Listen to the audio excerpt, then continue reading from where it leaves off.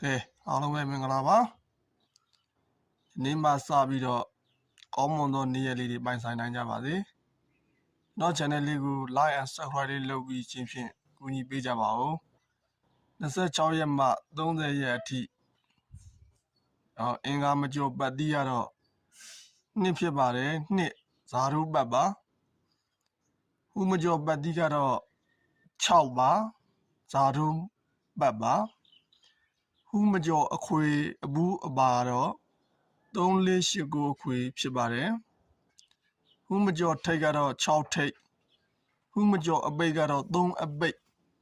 ဥမကျော်ဗရိတ်ကတော့10ဗရိတ်ဖြစ်ပါတယ်တပတ်စာမွေး9ခွက်အပတ်တိုင်းထွက်ပါတယ်အာမခံပါတယ်ဇာတုမွေးပါနံပါတ်1 5 4 2 6 နံပါတ်3 98နံပါတ်4 10နံပါတ်5 3 2ဆိုပြီးတော့ညီကိုကနန်းတွေကိုဇာတုမွေးပါနေ့တိုင်းများကိုနေ့အလိုက်ညမနဲ့တင်ပေးသွားပါမယ်ထိုင်းကက်ကလေးတွေနဲ့နော်